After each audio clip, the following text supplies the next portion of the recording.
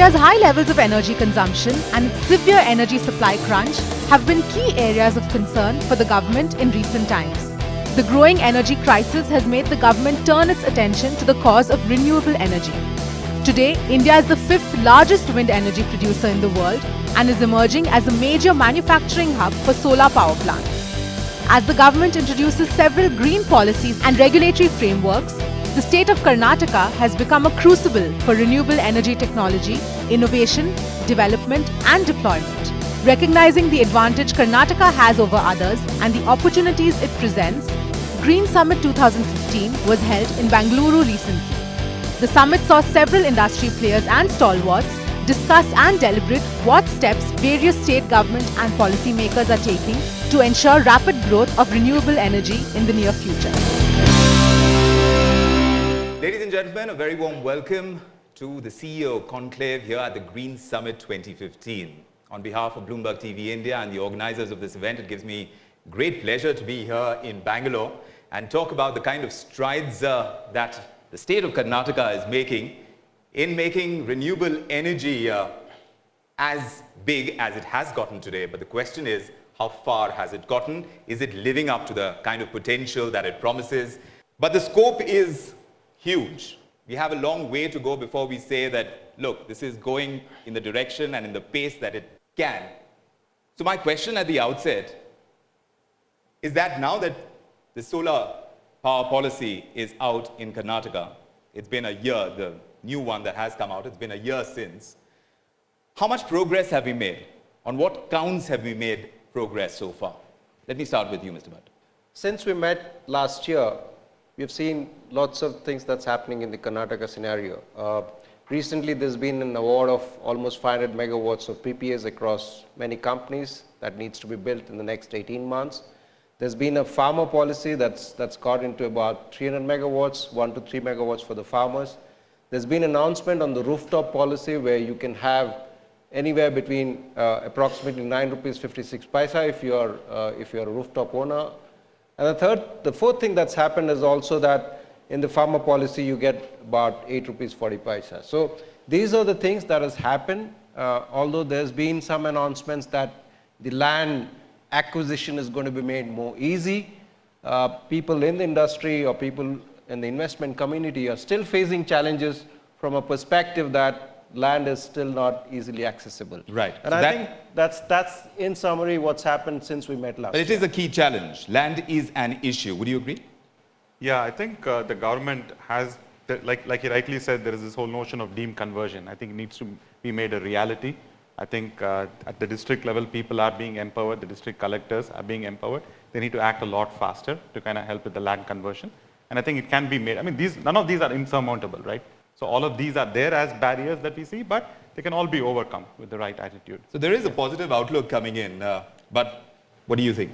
Yeah, I think there's overall excitement and the government is also making the right steps. However, to see the actual results onto the ground, so I think we'll have to take some more few steps and in which more coordinated efforts between the various governmental agencies would also play a key role by the time we see the actual effects onto the ground. But what significant changes do you think have come about, really, on the ground when it comes to industry's perspective?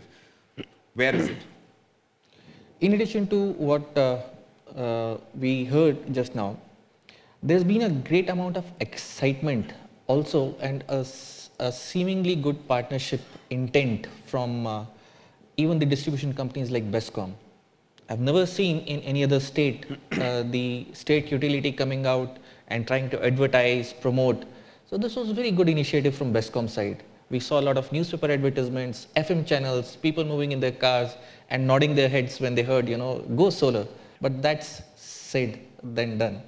So that means there is a large amount of intent, a large amount of advertisement, but a lot to be covered on ground. So are we looking at incremental changes, or is there something stupendous there's a groundswell that's building towards, moving towards solar power? So I guess this was definitely one area where he spoke about the net metering aspect. The other large aspect, which I think Mr. Rajesh was also mentioning a while back, was the big moment that we had about a couple of months post-summer last year, when the Karnataka Electricity Regulatory Commission came out with a landmark order for the solar industry, which basically gave a lot of incentives. Not incentives is not the right word, but probably you can say that they made a level playing field for solar vis-a-vis a lot of other renewable sources. Right. And I think that actually paved way for open access as well as captive projects in the state on the other side, apart from the competitive bidding, which I think has already progressed well. So yes, there have been good incremental changes that we've witnessed in the last 1 year. You're from the wind energy side, so I want to get in your perspective because there is a catch-up game that solar power has to do when it comes to wind. Yeah. So tell us what wind has done so well that solar can take some lessons from. In wind, we are doing closer to 350 megawatt a year. So solar really need to catch up. But we have ambitious target for the state. We can go closer to 500 megawatts per year in next year or so. What we basically need is a real level playing field.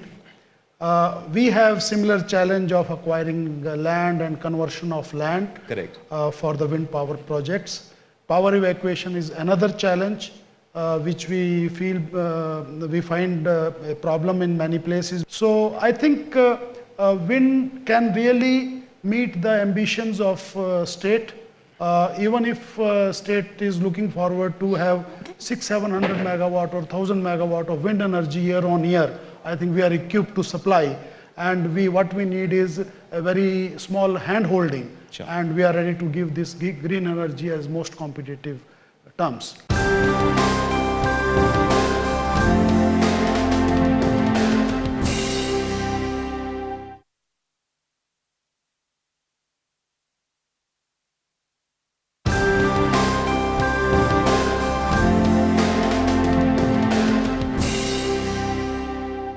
So this is the focus of our discussion.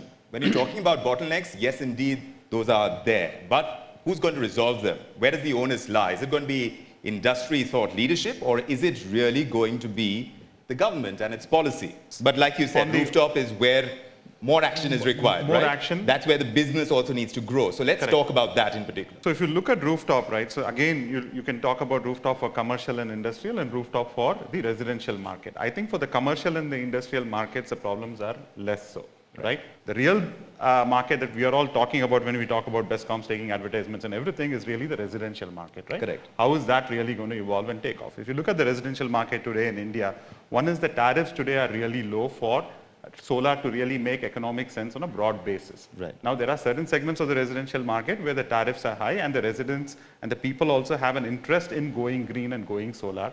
Now, how do we bring a viable financial product to that market and make it on a broad-based scale to get that adoption? Has net metering helped? Yeah, net metering has definitely helped. But just adding on to what Balaji was saying, so let's look at this now. When you say that in a rooftop market, a consumer, he pays different slabs for different consumption. Correct. And the higher the consumption, then he pays a rate which is almost equivalent to, let's say, 5 or 550. And that's the place where solar probably can make some sense, or can come near to the acceptable level that the consumer is willing to pay. So currently our challenge is that delta between what we can sell and what the rooftop market consumer can absorb is a bit large. And that's where I think we need to understand as to how this equation between how the consumers are charged versus how we can make the gap between the solar energy production versus consumer match so that you get more financial investment into this rooftop market. Right. So when you're talking about tariffs, 956, is that attractive enough? Let's start from that standpoint. Is that good enough? See, practically speaking, the way that this entire process is laid out, it's again very good in the perspective that if you are able to export power, but the structuring of the process today or the policy today is that you can't have a system installed on your rooftop which is 1.5 times or 2 times your own capacity that you consume. So definitely there is no cap today which in the policy says that for a house or for an industry you cap it at that much. But then because of the evacuation at the transformer's end, there is a limitation to what they will allow you to put there. Right. So in a way, it is more in a marketable fashion that we are saying that 9.56 is practically what you can earn. The problem can only be solved if the actual tariff is raised to a level that actually accrues as a saving, rather than if the saving is 4 rupees but the export is 9.56, which definitely will not happen, then that is not a selling factor. Do you agree with that, Mr. Khemka? Sometimes the external factors are affecting your cash flow. It's not predictable. Right. So this is where I think they have a big catch, and they in solar it's not difficult. It's difficult to have a predictable cash flow. In wind, we know generally through the new technologies now what is going to be the generation from a wind farm in a particular year. Correct. And this is the tariff you pay, and using the open access, this is what you can realize. So I think uncertainties in wind are much lower today. It used to be very high. Today it is much lower than rooftop solar. I So fully agree. how does the infrastructure be able to resolve that? I have a very interesting perspective to put on this topic. See, you took a topic of residential solars, which could be 1 to 3 kilowatts. It's a very interesting market from technology perspective, because solar PV is a modular technology. You attach number of panels, it is easily expandable. It's a technology which can be utilized by a very common man. So honestly speaking, as a government, as a policy, we should propel them to the houses which is as easily as possible.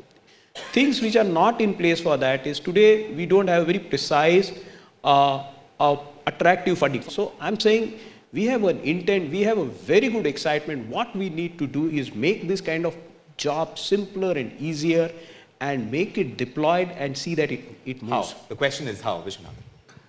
I think the single biggest factor is this coordination factor between agencies in the state, and then also at a level when you talk about the state and the center. Today the center is at the highest pitch. They're talking about solar, they're talking about how they can actually simplify financing for renewable in general, not just solar put together. So there is a lot of talk actively happening with the lenders, with the bankers, to understand what is actually the factor that they are considering in terms of giving a specific sort of a lending term to all of these projects. So we started out talking about funding. Yeah. At this stage in time, how important is it to get this funding in place for the industry? What are the real constraints that you're facing? So let's look at this 100 gigawatt the country is looking at, $100 billion. That few of the things that the government is thinking is, how can we reduce the interest burden on the project? How can we hedge the forex for making sure that there's no exposures on the investor, because the money that you receive is in rupee, and the money that you pay out, almost 50 to 60% of your project is in dollars. Correct. So how do you hedge this? And when you want to excite foreign investors, their inflow also is in foreign currencies, which and your receipts are in rupees. So the government is thinking of various mechanisms where they can either say that this is the fund that we create, against which probably investors will be asked to set off and say that this is how we're going to hedge in future. And this is a thought process that has come in the last couple of months. We hope that this gets into reality. And once it gets into reality, probably we'll see lots of investment community coming into the industry. But pay-as-you-go is a model, right? But do you think that can work over here? It has worked in Africa, in Kenya. I'm reading instances of this. Do you think that could possibly work? Perhaps you could explain how exactly it works and tell us whether that can be a good option for the government to consider. The laws currently in India, though it, as per policy, as the announcement goes, it allows people to invest. For example, even in Karnataka, have a third party to invest on, let's say, rooftops of persons, residential and industries where they don't own those residences or those industries. But the parallel laws, in fact, prohibit any other person in case of any deficiency in any repayment to go and possess that particular asset. Right. So the alignment, though in policy if it is announced, it has to take care of on a 360-degree level, that in case this happens, then they have recourse. This will also be again linked and can be linked to the investor confidence and the financials confidence, that whatever I plan or invest, I can get it back. So this is another thing probably that is holding the financials to come in whole hog into this.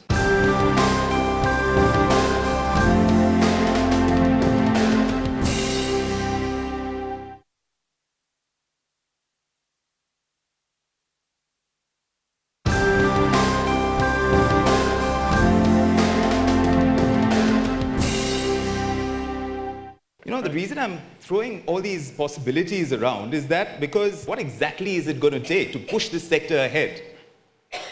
Do you have any other ideas?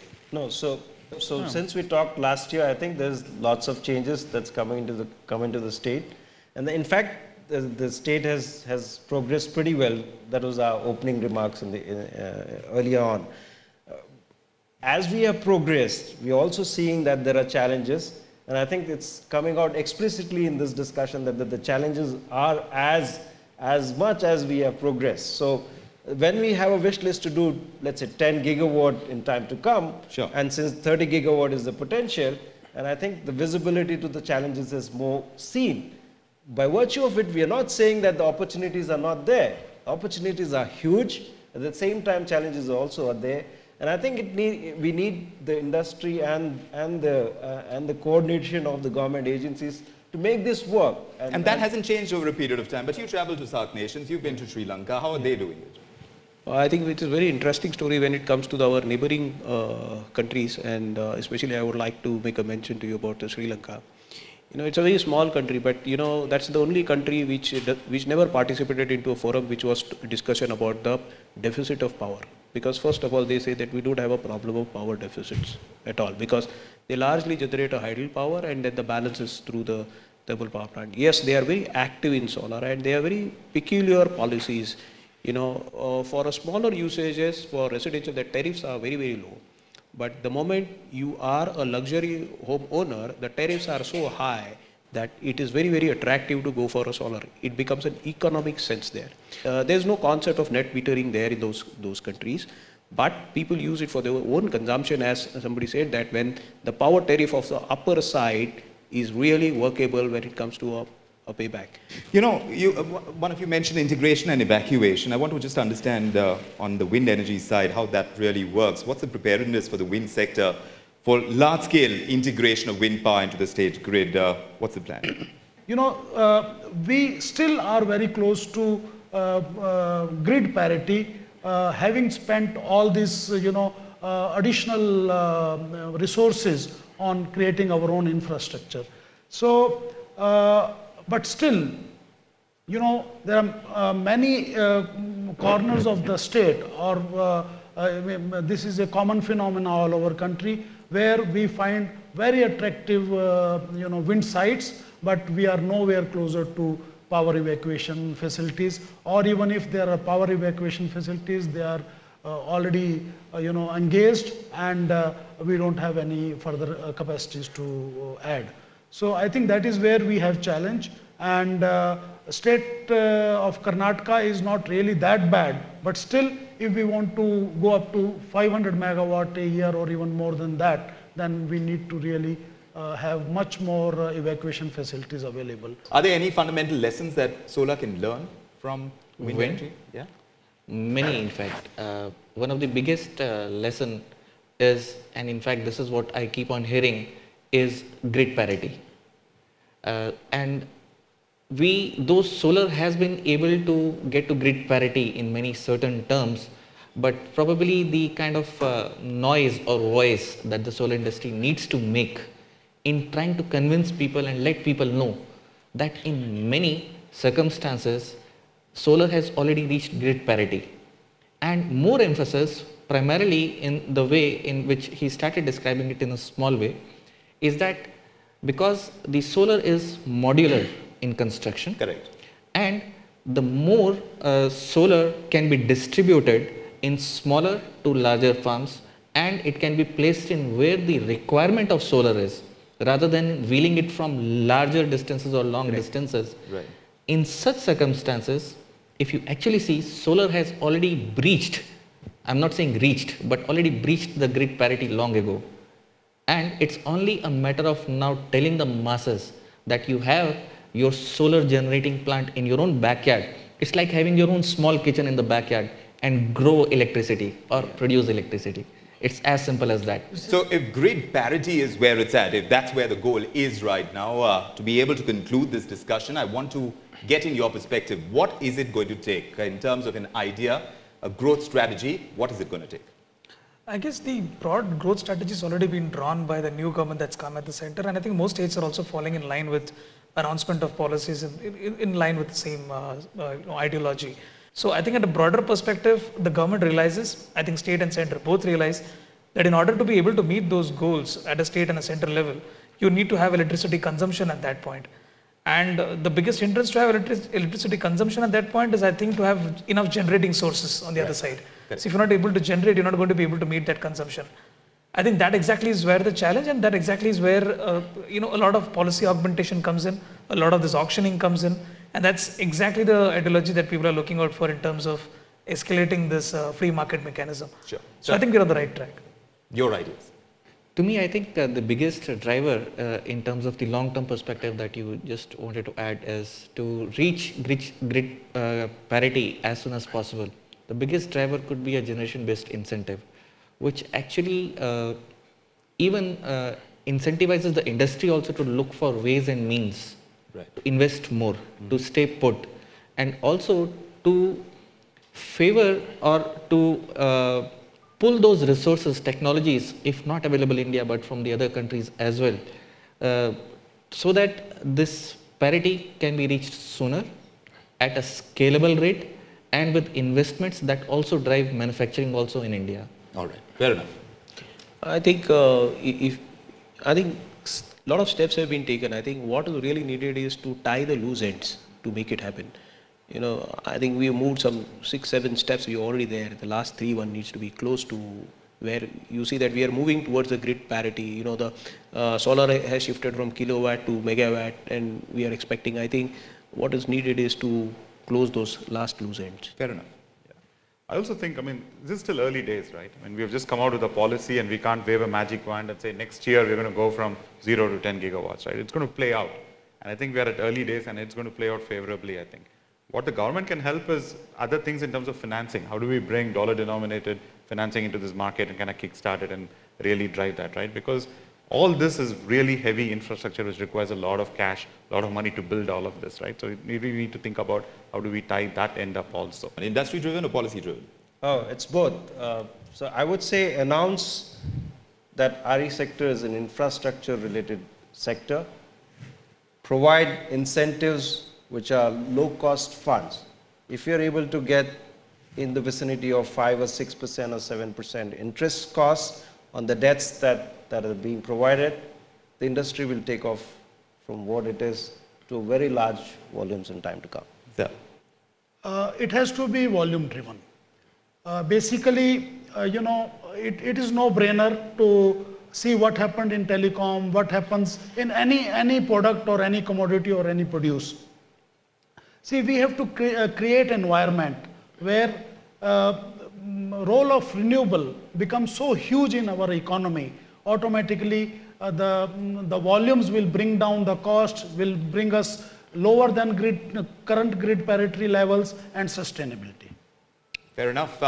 So this in a nutshell is where renewable energy is at, and we're specifically only looking at solar energy. We've got a little bit of insight into wind energy, but some ground covered, a lot more to be covered in the years to come, but industry seems hopeful. They seem pretty positive, and perhaps it's because the government, both at the center and the state, are being able to make those important incremental changes that will perhaps in the long term be the way to see that big shift.